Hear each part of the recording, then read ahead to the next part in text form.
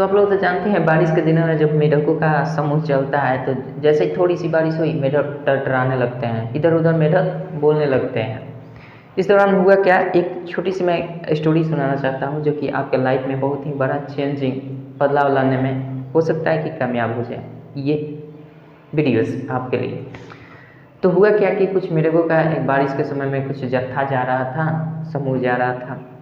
2-4 मेढक थे उसमें, जिसमें से एक मेढक ऐसा था ना, तो मेढक तो जब बारिश होती है तो भैया जाहिर सी बात है मेढक टटराते हैं, इधर उधर भागते हैं, दौड़ते हैं, कूदते हैं, है ना। उसी में क्या हुआ कि एक मेढक ऐसा था जो कि गड्ढा एक, ठीक है, गड्ढा था, उसमें एक मेढक जाकर उसमें गिर गया।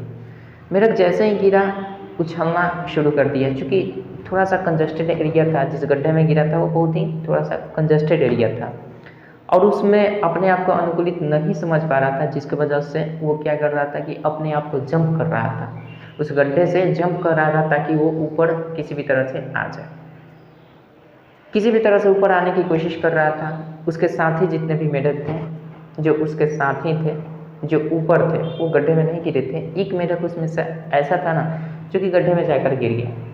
प्रयास करता रहा बेचारा। और बाहर जो मेढक थे ना वो सब जानते थे कि भैया जी मेढक तो बहुत गहराई में गिर गया है, मतलब एक मेढक की लिमिटेशन जो होती है ना उसके अनुसार गहरा इतना था ना कि वो शायद उसमें से नहीं निकल पाता, वो मेढक उसमें से शायद नहीं निकल पाता। ये कौन सोच रहा था, जो बाहर के मेढक सब थे वो सोच रहे थे कि अब ये भाई साहब गए, ये अब हमारा साथ छोड़ देंगे, अब इसी गड्ढे में इनको प्राण त्यागने पड़ेंगे, ये नहीं निकल पाएंगे। और ऊपर से आवाज़ भी जा रही थी मेढक को कि भैया जी अब आप नहीं निकल सकते हैं, क्योंकि गड्ढा जो है ना बहुत गहरा है, आप निकलने में सक्षम नहीं हैं, आप नहीं निकल सकते हैं। इसलिए आप काम कीजिए कि झूठों का जो प्रयास कर रहे हैं ऊपर उछलने का, चुपचाप शांत हो जाइए, उछलने की कोशिश मत कीजिए, क्योंकि आपका कोशिश जो है ना व्यर्थ जाएगा, आप मत उछलिए। मेढक फिर भी नहीं माना। वो ऊपर से मेढक लोग जितने भी मेढकों का समूह था सब बोल रहे थे कि अब तुम नहीं निकल सकते हो, इसलिए फालतू का जो प्रयास कर रहे हो ऊपर उठने की, ऊपर आने की, मत करो, व्यर्थ है, हाथ पांव दुख जाएंगे, उसी में प्राण आपको त्यागने पड़ेंगे, उसी में रहो।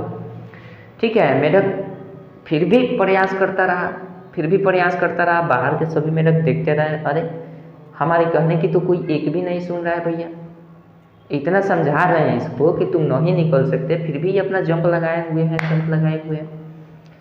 अंततः ये लोग भी कह के थाक गए, जो बाहर मेढक जितने भी थे सब कह के थाक गए, सब कह कर थक गए, लेकिन वो मेढक एक भी नहीं सुना उन सब की, और वो अपना निरंतर प्रयास करता रहा। बाहर के मेढक सब समझ रहे थे कि भैया नहीं सुनेगा, नहीं समझ रहा है तो भाई करे, आखिर तो निकल नहीं पाएगा। लेकिन उस मेढक ने क्या किया, निरंतर अपना प्रयास जारी रखा। एक बार कुछ ऐसा छलांग लगाते आया ना पल कि उस एक छलांग में, अंतिम के एक छलांग में उसने क्या किया, उस गड्ढे को पार कर गया। सोच सबकी थी, जो ऊपर मेढक जितने भी थे सबकी सोच यही थी कि अब वो नहीं निकल सकता है। यहाँ तक इन लोगों ने सपोर्ट भी किया कि अब तुम नहीं निकल सकते, इसलिए निरंतर प्रयास मत किया करो। वो सुना नहीं, उसने क्या, जंप लगाता रहा। एक बार ऐसी जंप मारी, बाहर निकल गया। सभी मेढक बाहर जो थे इतरा कर देख रहे थे, अरे ये कैसा चमत्कार हो गया भैया, ये तो नहीं निकल सकता था, निकल कैसे गया। तो मेढक ने देखा, सभी मेढक आश्चर्यचकित हो गए, भैया कैसे निकल गया। अब उस मेढक ने किया क्या कि सबसे उसकी मेन उपलब्धि जो थी निकलने की ना, वो सबसे उनकी मेन उपलब्धि ये थी कि जिस टाइम में सभी बाहर के मेढक जो कह रहे थे कि अब तुम नहीं निकल सकते हो इस गड्ढे से, उस टाइम में हुआ क्या था कि उस मेढक जो था, जो गिरा था, वो बहरा था, वो सुन नहीं सकता था। इसलिए ये लोग लगातार प्रयास कर रहे थे, बोल रहे थे कि तुम नहीं निकल सकते, अब तुम्हारा निरर्थक प्रयास होगा। तो वो सुन नहीं रहा था एक्चुअली में, इसलिए वो निरंतर सुनते हुए भी इन लोगों के कहने के बावजूद भी, सभी मेढकों के कहने के बावजूद भी वो निरंतर प्रयास करता रहेगा। क्यों? क्योंकि वो सुन ही नहीं सकता था। ये लोग कह रहे थे लेकिन वो सुन ही नहीं सकता था। तो हुई क्या कि नहीं सुनने की एक फ़ायदा ये हुआ कि वो निकल गया। अगर मेढक उनकी बातों को सुन जाता ना तो वो शायद कभी नहीं निकल सकता, वहीं पे अपना दम तोड़ देता कि अरे भाई, जब इतने समूह भीड़ों का इतना समूह जब कह रहा है कि तुम नहीं कर सकते हो, तो फिर मैं भला अकेला क्यों प्रयास करूं। बस इसकी प्लस पॉइंट ये थी, पॉजिटिव एनर्जी इसमें ये आ जाती है कि वो मेढक बहरा था, जिसके वजह से वो सुन नहीं सका, और नहीं सुन सका तो उसके अंदर ये माइंडसेट नहीं बैठ पाया कि मैं नहीं निकल सकता हूँ। बस उसके अंदर एक जुनून थी कि सभी मेरे साथी ऊपर हैं, मैं गड्ढे में अकेला हूँ, मुझे भी निकलना है, अपने साथियों से मिलना है। बस इसी जिद ने उस मेढक को बाहर निकाल दिया और वो अपना निरंतर प्रयास करता रहा। अब आप कहिएगा कि भैया मेढक कैसे बोलता है और सुन कैसे लेगा। तो देखिए, यही तो कहानी का मेन सारांश है। जितनी भी दुनिया में काल्पनिक कहानियाँ बनती हैं ना, सभी काल्पनिक कहानियों का एक अपना खास मकसद होता है, जो हम जैसे जीवों के लिए, जो चेतक प्राणी हैं, जैसे हम लोग चेतक प्राणी हैं जो सोच सकते हैं, उनके लिए बहुत काम आती है। कहते हैं ना कि काल्पनिक कहानियाँ हमारे जीवन में, हमारे वास्तविक जीवन में वास्तव में परिवर्तन लाती है।